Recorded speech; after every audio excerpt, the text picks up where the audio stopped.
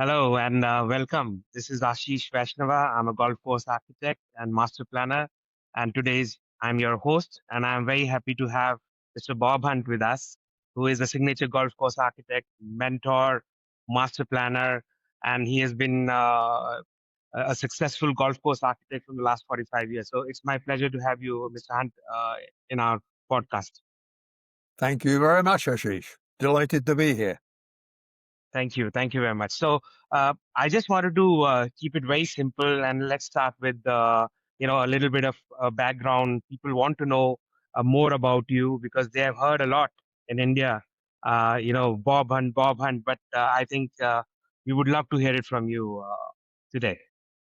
Well, it's been a pretty unique journey, really, because I started off doing architecture at university and went to work for a company in Bristol who were making an awful lot of money out of apartments. And we spent a lot of time drawing buildings until such time as the chairman went to America and came back and said, "Bob, we need to be in leisure."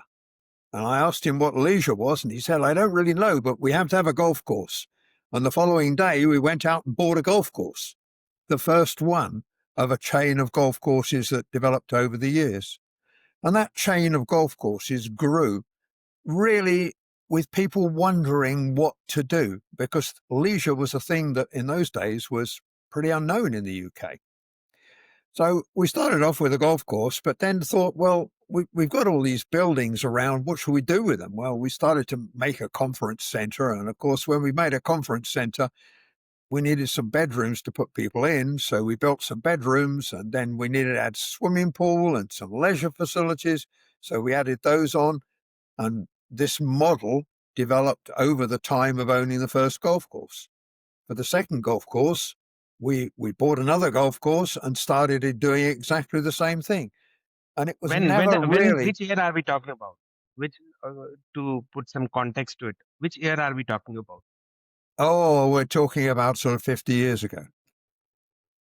Okay, great. So it's a long time ago, probably about 1980, I guess. Wonderful. And you are a So qualified architect. So just wanted to start from yeah, that that's right. beginning. I spent very, very many years a member of the Royal Institute of British Architects, who unfortunately did not a lot for architects in the UK. But I realised I was a pretty poor architect. My building design skills were very limited. But I did get landed with looking after some of the golf projects, and I started then thinking, well, we're building these golf courses on the new sites because we'd by this time identified some new sites. We're building the golf courses, and we were employing a guy who produced one drawing and said to the contractor, "Go away and build it." So we were producing golf courses that weren't great. And I got more and more interested in the golf courses until I decided that the logic out of it was to give up as trying to be an architect and to actually spend more time with what I loved best, which was the open landscape of the golf course. Yeah. And I learned and studied and learned and studied and eventually started to do the golf course design myself. But at that time realized that it was more than just one plan to get a golf course right. I'd learnt an awful lot out of the research work that I'd done on golf design. And so gradually we started to produce better and better and better golf courses. And out of these golf courses, eventually we joined forces with the brewer in the UK, Whitbread, formed a joint venture company and developed more and more of these golf courses and hotels and leisure centres, which became known as country club hotels. They were eventually the largest chain of golf hotels in the UK, with a couple in Europe as well. But of course, that also led to us being approached by other people who were wanting to develop these sorts of things and trying to decide what to do in terms of their plans for the future led to an interest for me in the master planning side. And that's where the golf course became just one element of the master plan. But of course, there's a massive, massive benefit in having the master planner and the golf course architect in the same office, in that case, in the same body. But this golf course relationship to the rest of the master plan was such an important element of it that it became more and more and more important.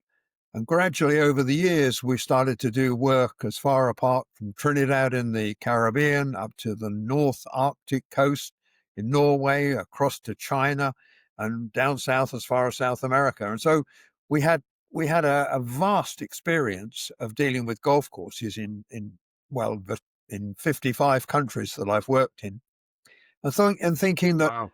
the golf course became thus such an important element within the master plan that trying to create something where the two were welded together meant that either you had to have a master planner and an architect sitting in the same room, or you had to have those skills. Well, luckily, over those very many years, I acquired all the skills that were needed to understand that. But having come from a development background where we were keen on making profits, it also became important to me that I understood the financial side of it all. And so my job extended slightly wider, and I then became very aware of business plans, feasibility studies, and the finances involved in both the development finance and the operational finance. Because every week I was sitting together with operators and being told about all the mistakes I'd made in trying to design the golf course or the hotel or whatever. And of course, when Yes. you get an operator say to you, you realize that if you'd moved that tee closer to the hotel, we would have made so much more money in the year. You learn very many operational lessons as well as those theoretical lessons of a designer. The designer walks away once the job is complete. I was sitting there being told by the operators of all my mistakes over the years. But eventually we managed to create a chain of golf hotels that was so successful, they were sold to Marriott. At that Yes. point in my life, I was thinking, well, what am I going to do now? But of course, we developed a very good relationship over the years with the PGA of UK, Great Britain and Ireland, and thinking, well, maybe something should happen with them. And so we talked to the PGA, and they were very keen to set up a subsidiary called PGA Golf Management. At that time, thinking that we'd manage golf courses as well as designing and master planning. But we realized that actually managing golf courses is a very, very, very difficult job to make any money at. Yes. So we stopped managing golf courses and changed the name of the company to PGA Design Consulting. And from that point of Fantastic. view, we worked literally all across the world, from Singapore, where we had a joint venture with a company, right the way across the world and into so many countries. Although we were never allowed to go and work in America because of the relationship between the PGA of the UK and the PGA of America. So, of course, that led us to designing and building master planned resorts across the world, which in turn led us to create a reputation for actually understanding the world of golf. And that world comes from everything from understanding the relationship of the green fee to the hotel room, the quality of hotel to the quality of the golf course. So many lessons which you learn over the years, but so Yes. many lessons which generally on most projects are spread across so many people. So for a developer, the one big advantage they had coming to talk with us was that we Yeah. were able to give them all of that knowledge from a single point of responsibility. So they could phone me up in the morning and actually get an answer that day without me having to say, oh, I've got to go back and talk to somebody else, and so you go on.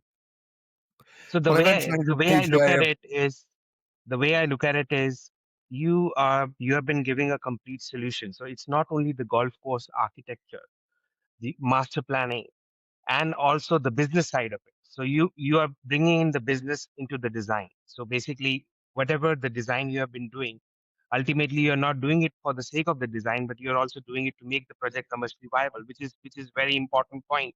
If the project is not commercially viable, you don't justify the project, as an architect and a exactly master so. planner.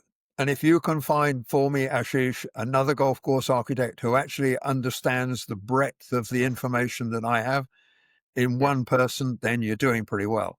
Most golf yes, course architects are like most architects. They won't write a brief for a client. They'll just sit there and listen to what the client's vision has to be without testing whether that model is going to work for them. And we've done so many projects where we've said to the client, after writing a feasibility study, you should not do this project. I think we Yes. must be one of the few golf course architects and master planners in the world who turn jobs down because we know they'll go Yes. bankrupt. And out of the 400 odd projects that I've worked on across the world, none has ever gone bankrupt. And that's a Yes. reputation which we're very fiercely proud of. Yes. But Absolutely. eventually, of course, the PGA decided that with the split of the world, with the PGA of America and the Australians, that they would cease trading all their subsidiaries. And so, in consequence, we set up International Design Group with all of the people and all of the skills that we'd acquired over the years. And Yes. since then, IDG has gone from strength to strength, producing I'm best. wearing IDG's hat right now. I love the IDG hat. I would give my life for one. Yes, absolutely. And but we but are so lucky to have you as a mentor. Personally, I've been so lucky to have you as a mentor. I've always looked up to you, learned so many lessons from you, the practical aspect of it, the business aspect of it, the overall, how do you look at the project is definitely very inspiring for me, and especially John. We'll come to that. And before we move on to the IDG aspect of it, I just wanted to understand that when you were the PGA design company, how design consultant, how did you, what was your main focus at that time? Were you looking at the projects from a complete master planning aspect, or only you were focusing on the golf part of it? Well, of course, from PGA headquarters, we were getting inquiries every day about all different sorts of aspects of golf and golf design and master planning and resorts, golf courses in themselves. But one of the big issues for the PGA was that they were very concerned about the number of accidents that were happening on golf courses. And in the Hmm. UK, we have roughly 40,000 accidents a year where people are hospitalized in and around the golf course, with people getting hurt on golf courses. So the PGA said, well, what we need to do is set up some guidelines so that golf course architects will actually understand what's safe and what's not safe. So we Yeah. started producing a series of technical publications, including publications on practice facilities, Yes. on golf courses themselves, golf course design and golf course safety. So many publications that we did on behalf Yeah, of the I'm PGA. lucky enough to read all of them, and I have all the copies with me. And that's how I started reading them and getting all the clarifications from you.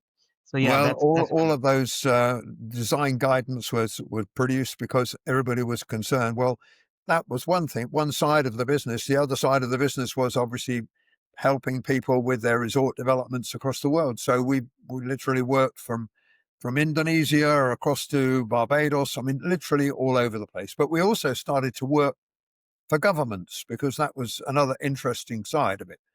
The PGA were approached to, for instance, vet the golf course designs for a new golf course in Dubai.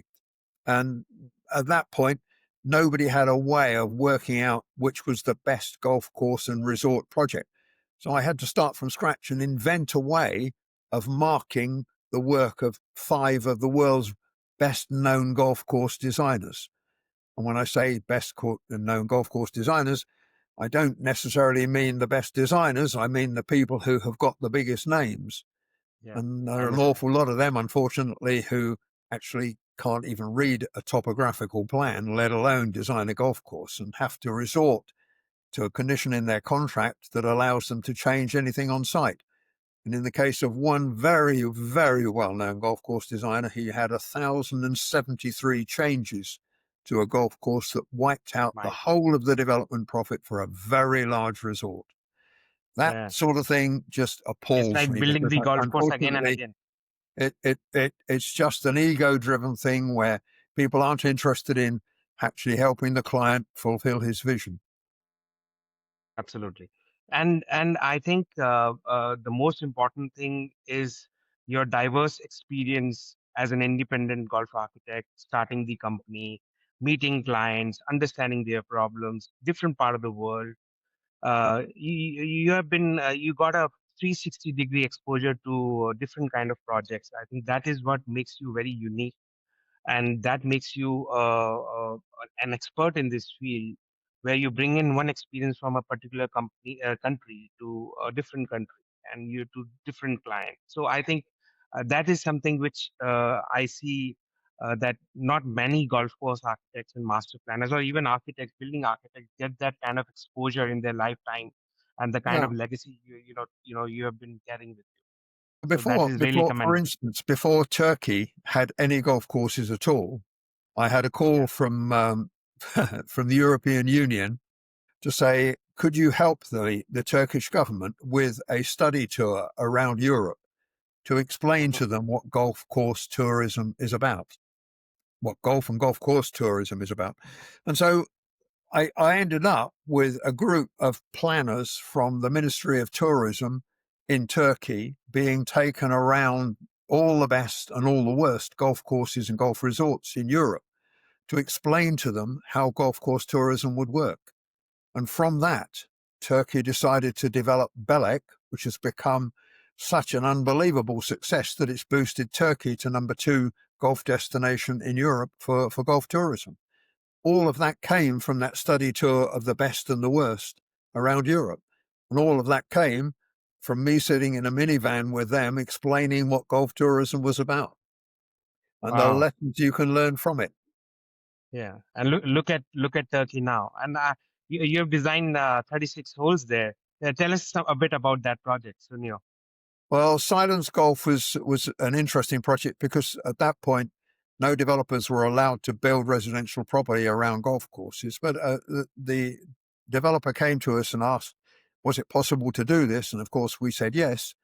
Well, he wanted to build hotels and a golf course and a big resort, but also wanted to plan it so that if they were ever allowed to build resort properties around the golf course, that he could take 9 holes out of that layout of the golf course and use it for residential. So we built the golf course there, 27 holes with 9 holes, which is literally is master planned, so that if they ever do allow property around the golf course, then it will be possible to redevelop residential property and improve the viability. But it was quite interesting because that was next door to another golf course that was being built by a British signature golf course architect. And in the first year of operations, we made exactly twice the profit that they made next door.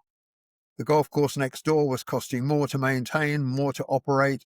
It cost them an enormous amount more to build, and consequently the finance costs were so high that from our point of view, we created a resort where we had said to the developer, look, here's a golf course clubhouse, but why don't we just put bedrooms above it and turn it into the hotel, which is the sort of model that we developed with country club hotels many years before.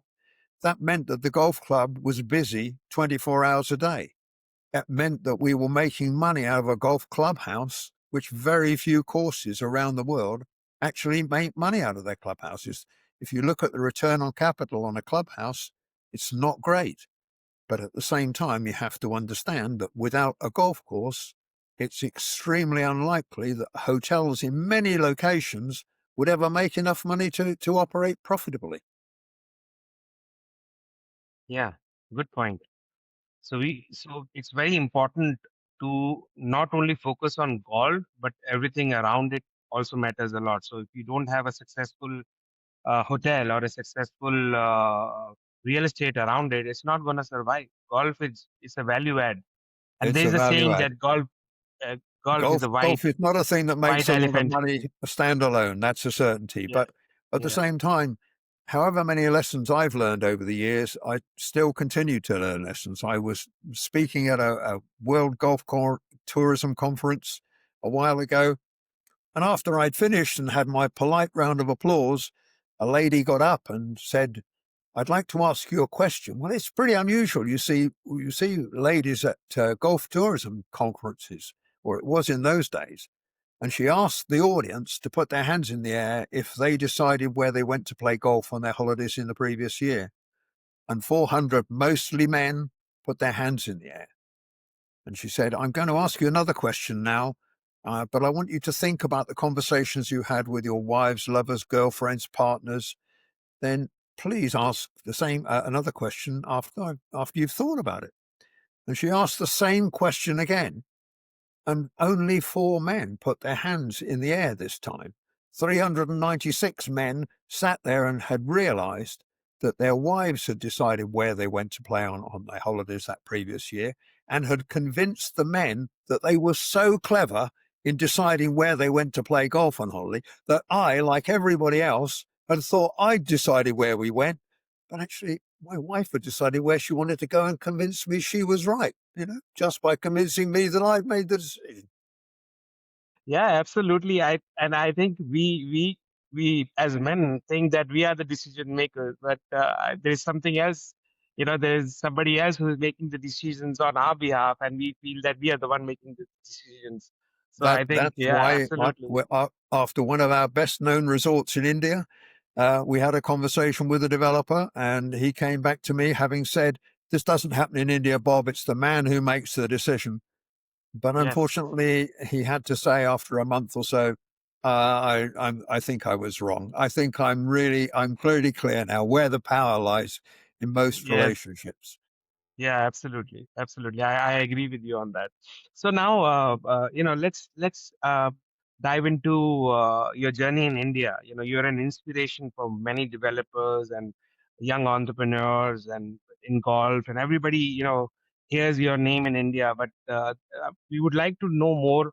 I know everything about you, but I would like my audience to learn more about you and hear it from you.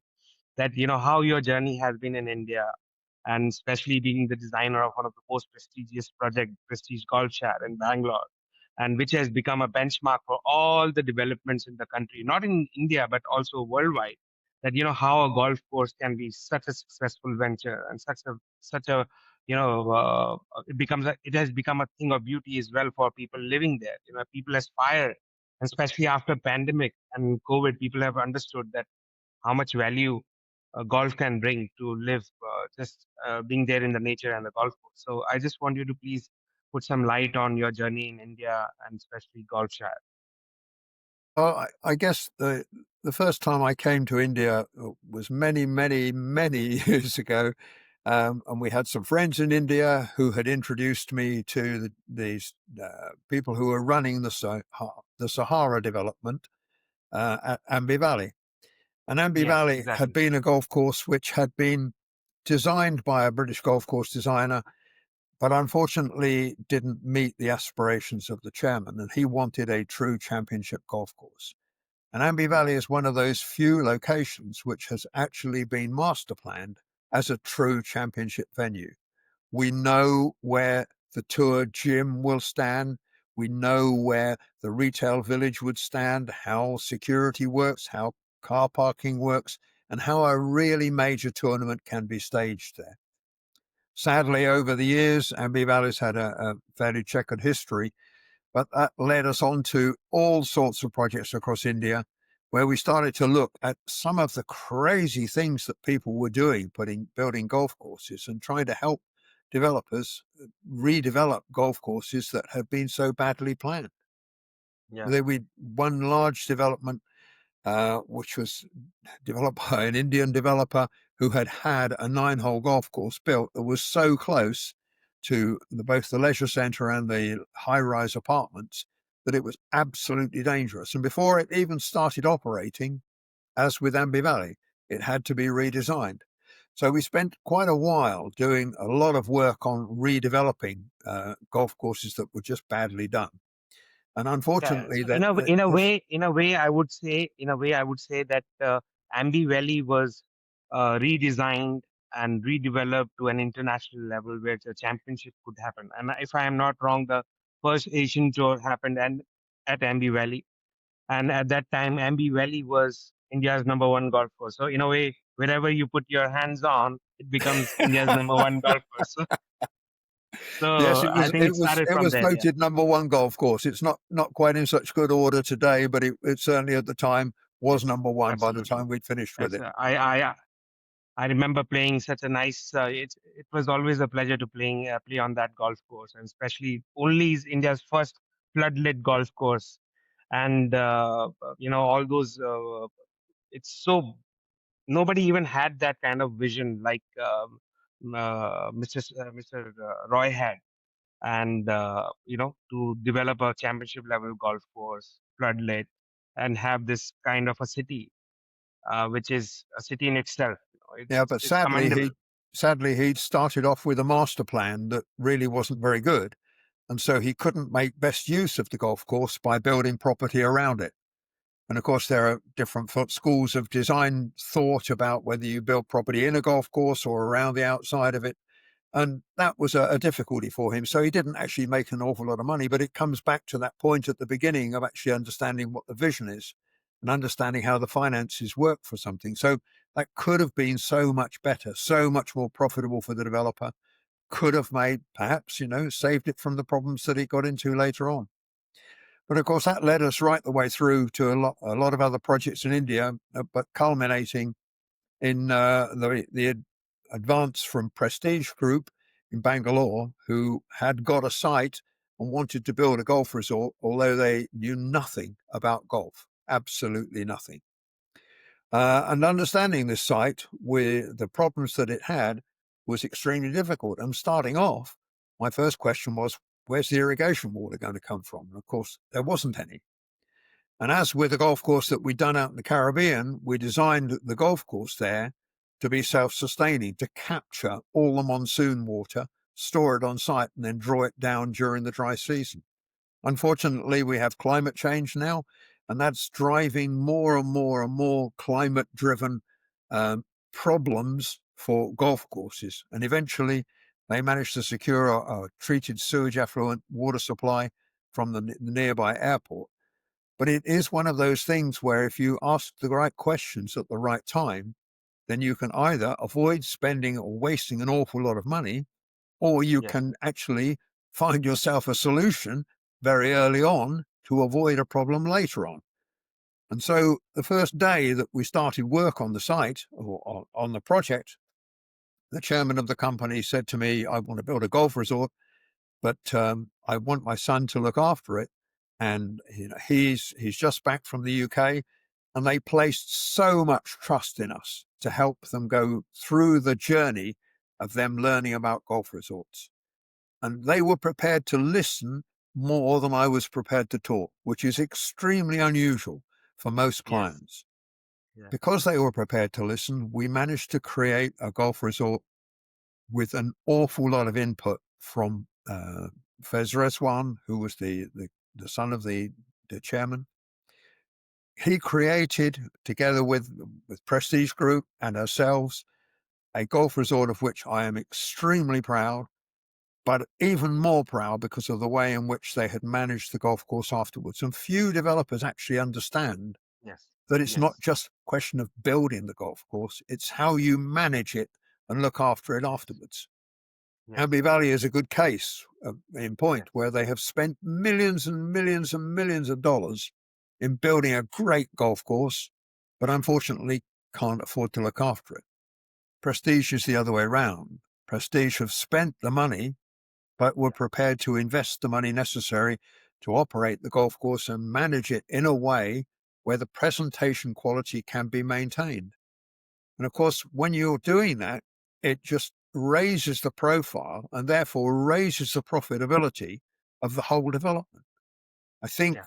the relationship that we built over those years and having lunch with Fez's grandmother was just such a wonderful time. It is without doubt the project that I have enjoyed most in my life in all the golf resorts that we've ever done across the world. It was such a And close relationship. I like to say today, it's not just a relationship between golf course architect and master planner with client, it's with friends. yeah, absolutely. And John and I are very lucky to have that kind of relationship which you built, and we are, trying to carry that forward. And the kind of respect and the positive vibes we get from all our clients who have been involved with you is really nice. Thank you very much for that. And So, no problem. yes, thank you. So we can definitely do a complete series on Golfshire. We can talk about the technical stuff, the details, all that in another episode. So I just wanted to keep this episode, as an introduction and understand more about how your journey has been.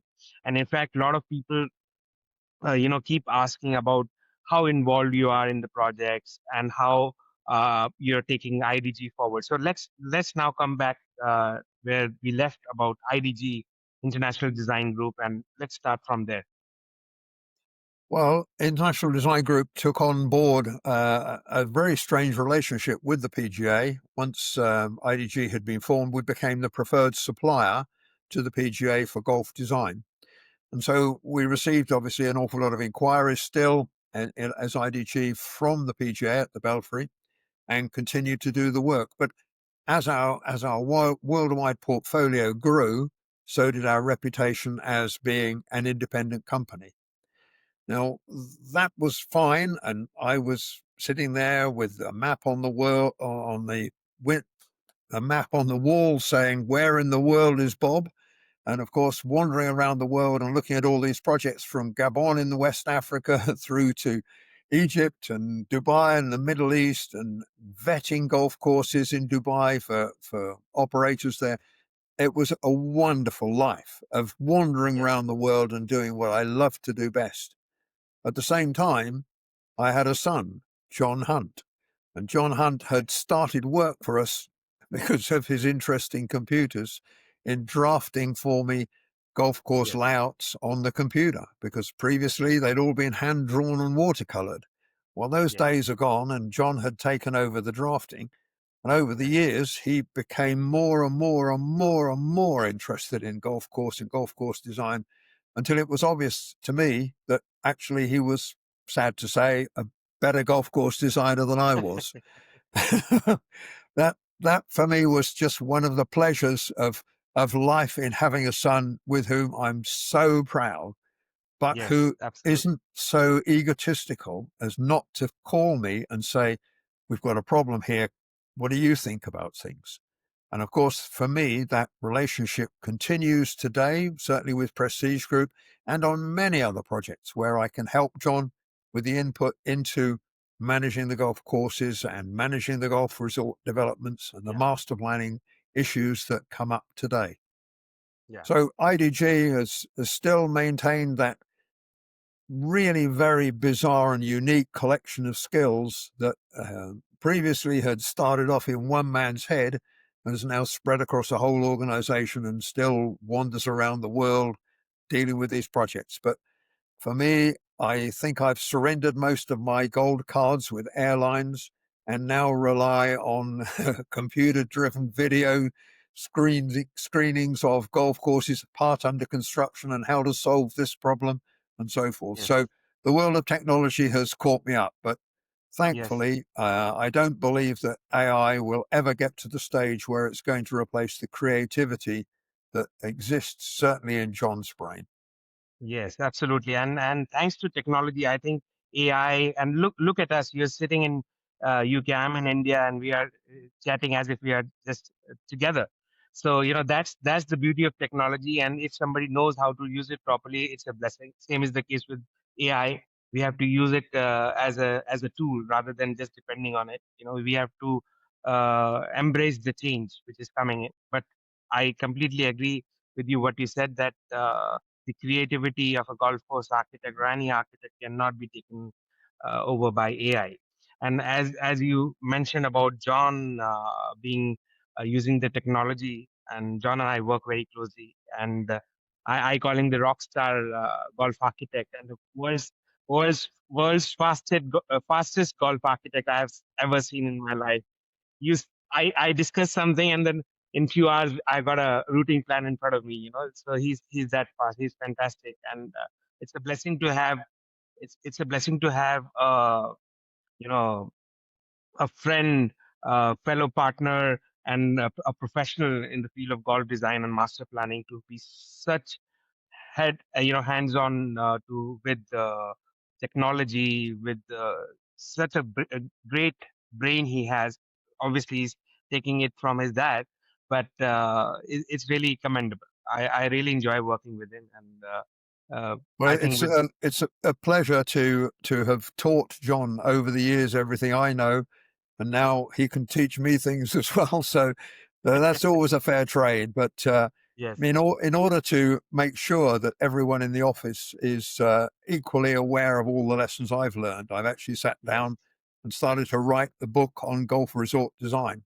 Yes. Yes. I've finished the first volume. I'm just Yes. about finished and I'm now editing the second volume, and there are 3 more volumes to come after that. So passing on that knowledge is a key factor, and I think John is one of those people in the world who actually understand that gathering together the skills of Yes. everything involved in resort development is not only Yes. just looking at it as a piece of golf course design.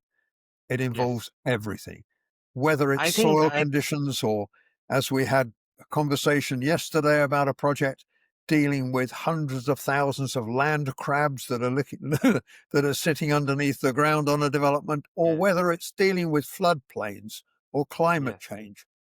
Yes. These things have to be developed not just on the basis of a golf course, but as one element of an overall resort design. Yes. And in the beginning, you mentioned that, the combination of being a golf course architect and a master planner is a blessing to a client because, it's very difficult to bridge that gap, which happens because of a golf designer going in one direction and the master planner is going in another direction. And to be very frank, a well-designed master plan is the success, is the blueprint of a successful golf-centric real estate development. If you don't have that properly designed, the project is at stake.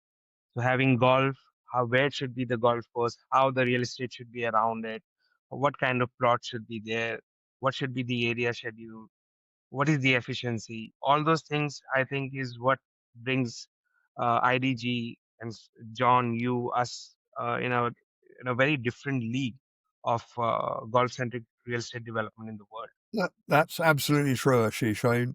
We are often faced with competition who say, oh, we can do the project for you at half the price of IDG. Yes. But these are Mickey Mouse solutions. These are people who don't understand what they're doing, people who will not necessarily deliver golf course safety for you, people who don't understand what the financial implications of their decisions will be. And I can never understand why clients are prepared to take the risk when they're investing millions of dollars in spending as little as possible on design fees. I don't think you should spend as much as possible on design fees because it's not necessarily true. You can get some signature designers asking millions of dollars for their name. And I can think of one golf course that was designed by an Australian, very famous Australian golf course architect or golf course designer, call himself, an ex-professional golfer. And now nobody knows his name today. That investment into millions and millions of dollars, not Yeah. just in his fee, but in all of the changes that occurred because he couldn't understand what three-dimensional planning and design is about. All of that Yes. money was wasted. And that's Yes. appalling waste of clients' money. So Yeah. I think we had this philosophy in IDG of telling clients that we would never advise them to spend a dollar if that Yeah. was our project and we wouldn't spend it ourselves. Now, that's Absolutely. a very good mantra to stick by because there are times when people talk to me about, oh, well, so and so can do the job for $70,000 and you're so much more. And I'm saying, well, I think you should go and have him do it because then you'll learn the lesson after you've had one done by them, how bad these things turn out to be and how much Yes. money you've Yes. got to spend fixing them. Yes. Absolutely. I And mean, I think, it's a sad thing to say that, part of my life has been wandering around fixing mistakes. And no, fixing mistakes is normally where people are making silly decisions. I cannot believe that people would appoint, for instance, a golf course architect to design a golf course on top of a rubbish tip unless anybody had any idea of what the complexities of dealing with landfill operations are. And there's a serious chance that in that situation, they'll end up with dead grass. It's a risk. It's happened before. It's happened so many times. But unless you understand the chemistry of what's involved in landfills, you're really struggling.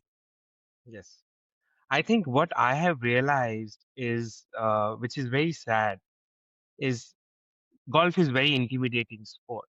And especially when you're doing a project which is golf centric, you need to have the guts to do a project like that. And especially people are not very well versed with the golf development and how the golf course is built, how it is operated, how it is, becomes a profitable venture.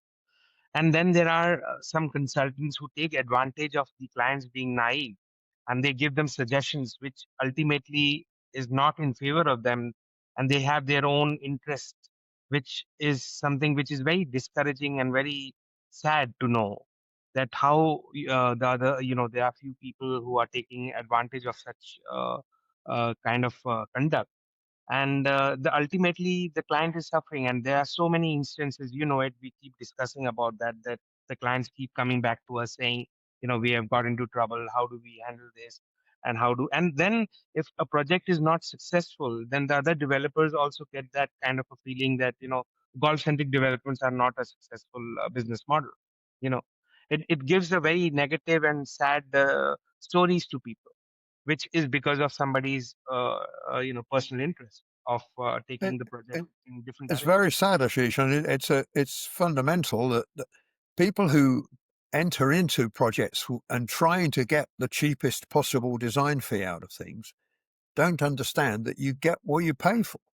And that, Yeah. unfortunately, is something where people who are trying to cut costs, if you can find for me a low cost designer who will tell a client not to do a project and turn it away, those people are very, very rare. They Yeah. they they always want to do the work, but they're not Yes. interested in whether it's successful or not. They don't care about the quality of what they produce. They don't care Yeah. whether it's going to go bankrupt or not. For us, that's the exact opposite to where we Yeah. start with any development. And that's why, Yes. even though Prestige knew nothing about golf and golf course design and resort design when we started off, they learned faster than I learned, but they were prepared to trust. And that's the magic to what we do. Yes. And that is the reason we are doing the upcoming golf shires in the country, and that's because of what we had done.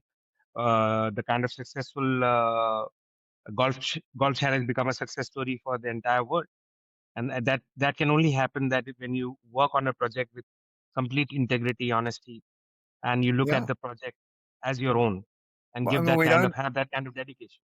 that's the big advantage that by only giving honest and truthful advice, Yes. even though it means that we may turn projects away, we Yes. end up creating a relationship where clients are prepared to write references for us saying, we trust these guys. And Yes. trust, you place an awful lot of trust in any designer or golf course architect, master planner. It's a huge amount of trust. And Prestige placed that trust in me and John in those days. And of course, from that point of view, we just loved that trust because it gave us Yes. an authority in what we were trying to do, and people were prepared to listen. And from listening, they've Absolutely. learned, and we have created, I think, a brand which is going to, without a doubt, be the best brand in India. Yes, absolutely. And the best part is you being our mentor. Apart from what we have learned from you technically and the design aspect of it, we have learned a lot of life lessons from about honesty, integrity, dedication, and also driving the project in the right direction. So you have been driving these projects. You were not taking a back seat. I remember, during the golf chat time, you were the one managing the entire show, and without you being driving the project would have gone in a different direction altogether. So that kind of initiative, that kind of leadership is something which we are inheriting from you, especially John and I. We've been lucky enough to get all those lessons from you, which I think no business school or design school can ever teach you. These are the life lessons Well, which I think John has managed to call me every day to, yes, to talk about things since I left him in charge. And we still speak every day. I still draw routing plans for him. It's a yes, lovely relationship to have. But as I say, yes. I know from all the lessons I've learned that it's possible to be better than me, and he is. Yeah, definitely. I can't deny that fact that he's definitely one of the we'll have definitely we're going to have him on our podcast soon. And then he's when we are when we having this recording, he's busy doing some work. So that's how we get some time to talk about different stuff. Okay, so moving forward, just few more questions before we end is just give us your, any advice to upcoming developers, new clients, or new or developers who want to enter into golf-centric real estate development. What would be your, suggestion or advice for them? How can they take this forward, and how successful a golf-centric real estate development from your point of view? Well, I don't think there's any doubt that the value in any development around golf is in the residential property, and the premiums that you can get on residential property are enormous. I mean, they have varied from 20% right the way through to 100% of the construction cost and the value of the plot. So you can make an awful lot of money from the residential around a golf course. But of course, you don't want any golf course to be part of a failing development. You don't want a golf course that can't afford to be maintained. So the other facilities that are getting added to golf courses, the hotels and the leisure centres and the rest of the sports facilities, schools, all sorts of things getting added on there. I guess probably the most complex job was a new sports city for Dubai Sports Cities in Lahore in Pakistan, where we were trying to develop literally a new city from scratch. And that was all based around golf. And that's an amazing thought that it's possible for golf to be just one of those elements in it. But if you think about it as one of those elements, then you think about how the project works. So, for instance, it's possible to use golf courses as membership incentives. If you want to buy a house, we'll give you the right to play golf for free for 1 year, 10 years, 100 years, whatever you want. Those cross-trading between golf and the residential property sales, between hotels and the way in which conferences work and conference centres, all of those things are really tied together. And it's a very complex web of working out where the money comes from and where it's going to go to. And that overall complexity determines whether or not the golf course is going to make a profit, or the golf resort is going to make a profit in the end. And that's why I'm saying when you have a golf course design where you've got 1,073 changes that wipes out all your profit, the developer was crying all the way not to the bank, unfortunately. So trying to actually understand that complexity is a unique skill that I believe IDG has. I don't know of another company in the world who has put together that level of skill to be able to advise developers. But when you're a developer and you're thinking about getting into golf, the first thing you need to do is to understand the land take. The land take is very high. But of course, with Indian regulations, one of the things that golf allows you to do is to use the green space allocation as part of the golf course. And that means Yeah. you don't have to produce a large amount of green space within a resort, which costs you money to maintain, costs you money to create in the first place, and which yields you nothing.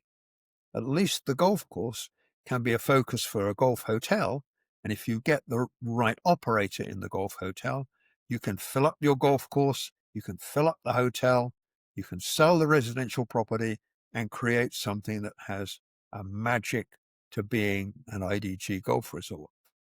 But before any developer starts, he has to understand that the land he needs, the amount of land he needs, and the complexity requires so many constraints to be developed. The first thing we do before we start work on anything is to actually understand the proposed site. And if the site isn't big enough, we'll tell the developer. That means that he doesn't have to go away and buy something that won't work. If the site isn't big enough for him to make the most profit, we'll tell him. We had a job in Greece where we built the only golf course on one of the Greek islands. And we said to the developer, why haven't you bought the rest of the surrounding land? Because now developers around can build golf courses, can build residential property overlooking the golf courses, and they won't have the cost of building and operating the golf course. And the guy didn't want to listen. And unfortunately now developers have bought the land around the golf courses and sold those properties at a fantastic premium. without the cost of the golf course and without the operation. Wow. Thankfully, now we built a golf course, we built a golf hotel within the golf course, and the resort is now profitable. But without it, it was extremely difficult to make it profitable. But for some developers, they have a different vision. And we had a group of people who were our client there, one of whom wanted to increase the length of his season because it was a seasonal destination, one of whom wanted to increase the room rates out of his hotel with his tour operators, one of whom wanted to fill up conference hotels and be able to offer golf to the conference delegates. Lots of developers have different visions as to why they want to get into golf.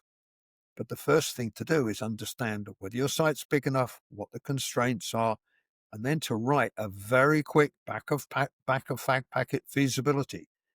If that seems to work, take the next step, start spending money. Don't spend a huge amount of money on assembling an enormous team of consultants. It's not what you need if you come to IDG, because Go all of step that by step. initial stages can be handled within the office at a very Yes. modest fee. Yes. But we won't tell you to do something that's wrong, that's not profitable. We'll just give you that honest advice, even if it means we walk away from a project. And we've done that many, many times. Yes. Yes.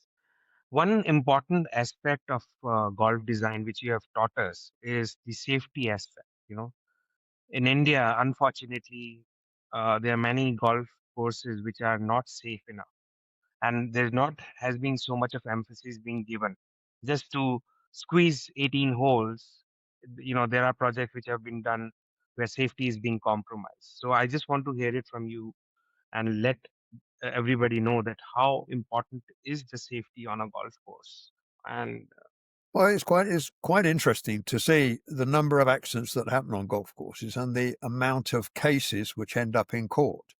And I do spend a significant period of my time now writing expert witness reports on golf course accidents where claims are being lodged against either the golf course operator, the pro who's in charge of the golf course, the person who's leased the golf course, the guy who's hit the ball. So many people will be chased. But just looking at claims now which run over $1 million, well, we're looking now at such big claims that if you hit a golf ball and you hurt somebody else, you can be in serious trouble. You can be yes, criminally liable as well as civilly liable. And of course, if you've got civil cases going on, most of these cases revolve around insurance. And if players haven't got insurance, then their risk to their houses and their assets is high. For a yes, golf course, if their directors haven't got insurance, then individually directors can be sued on the golf course. But where you have an emerging golf market and people don't understand the issues, people get hurt on golf courses and don't understand their ability to claim in law against the person who's doing them harm. And that claim happens in India. People are only just becoming aware that if you're yes, hospitalized, you can actually claim for all of the costs involved and claim for your loss of earnings and so forth. So, in a developing nation like India, where golf development is happening in the early stages, it's not yet widespread across the whole of the city, across the whole of the country, then you can see that there will be a time when golf course claims start to be followed by lawyers, and the lawyers will try to make out the best claims they can, and yes, they will chase the money. And if the yes, money's in the golf club or the directors or the person who hit the ball or whoever, they'll chase it and they'll get the money. And so you should look in the future to see those golf courses which have been designed and don't meet the safety guidance. Those people who've designed those golf courses and who've built them and who operate them are going to look to be in court.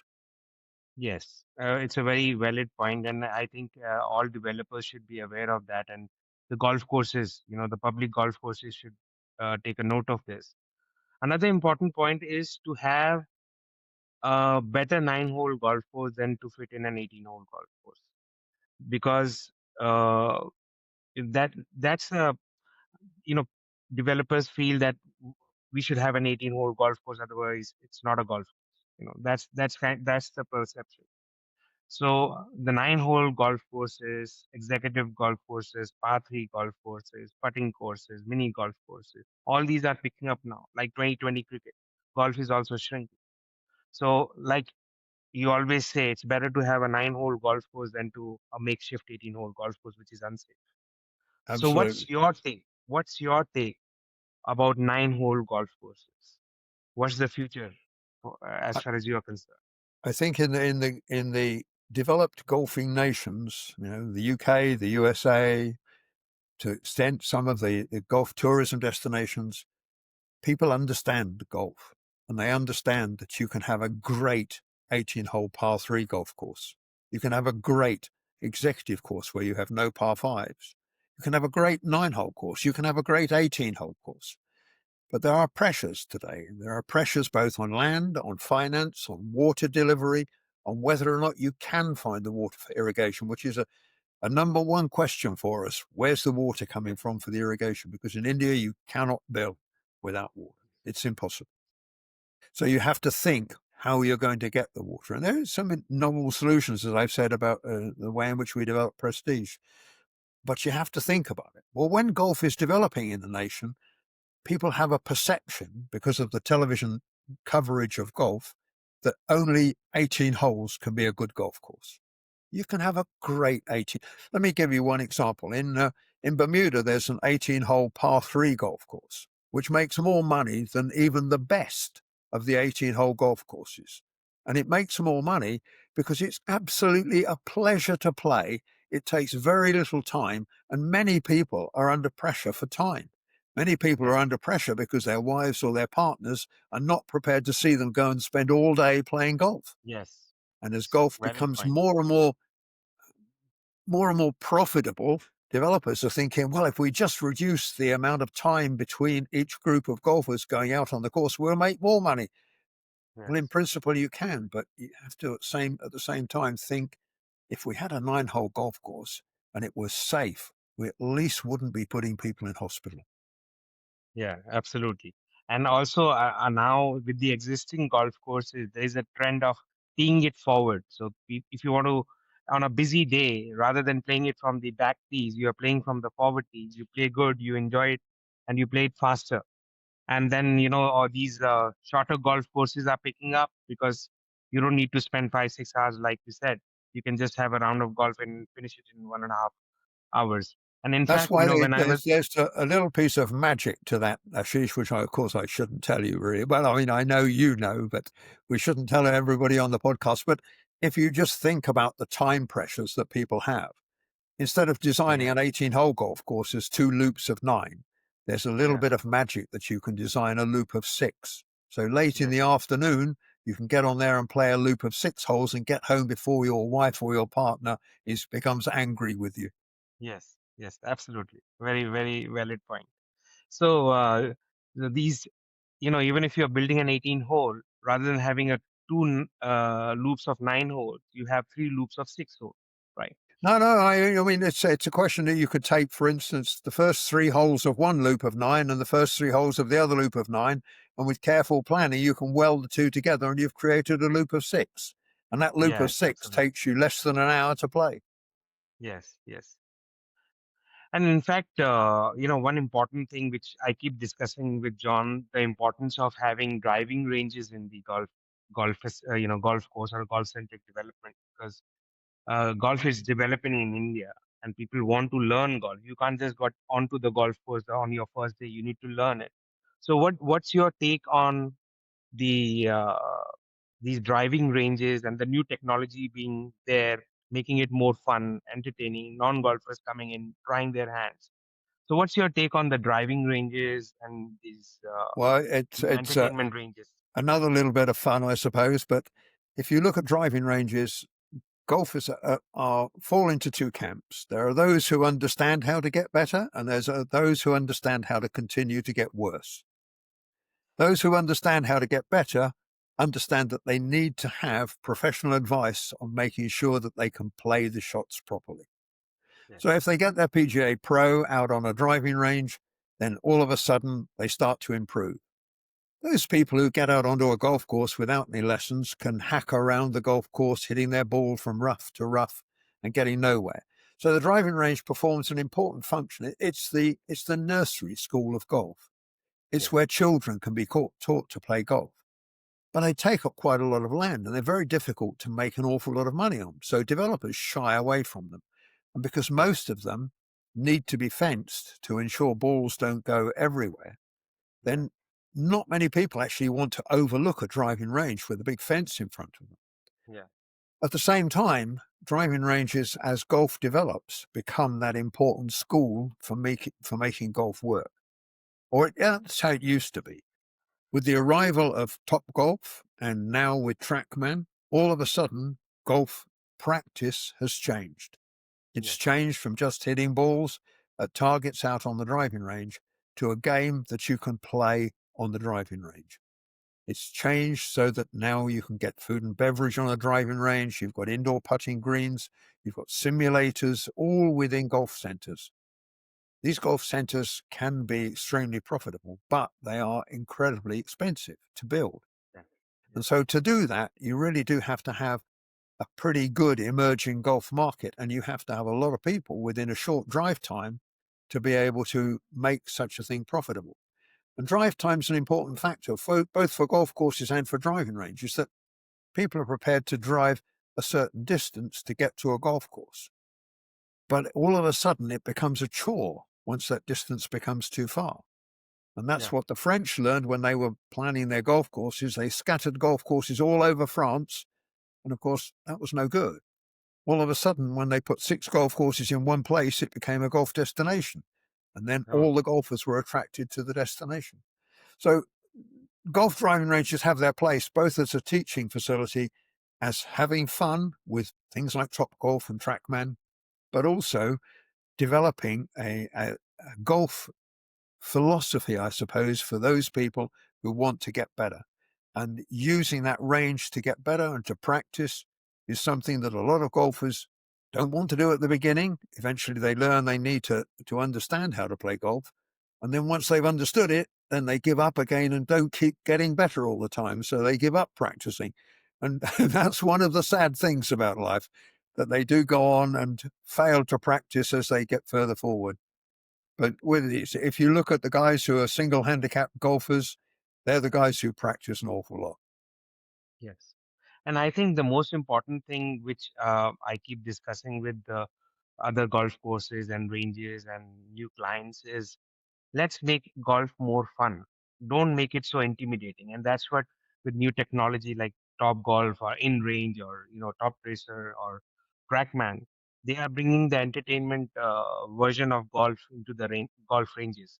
I think that is very important because unless and until you don't make golf fun and welcoming, people are not going to come onto the golf courses. They are not going to buy golf properties because they feel that golf is very intimidating. I know there is an aspirational value and there are people who are going to buy the property irrespective of whether they'll play or not. But what I'm trying to say is let's make golf more welcome. Don't restrict it too much and make it too intimidating. What's your point? What's your take on that?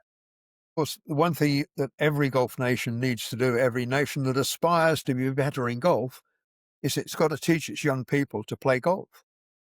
And where do you do that? Well, you don't do it by taking them straight out onto an 18-hole golf course. That's enough to depress anybody who's never played Yeah. golf before. But if you can give them something fun to do, then that's great. It's not a problem. You can create something where with an 18-hole par 3, they can have fun. Yes.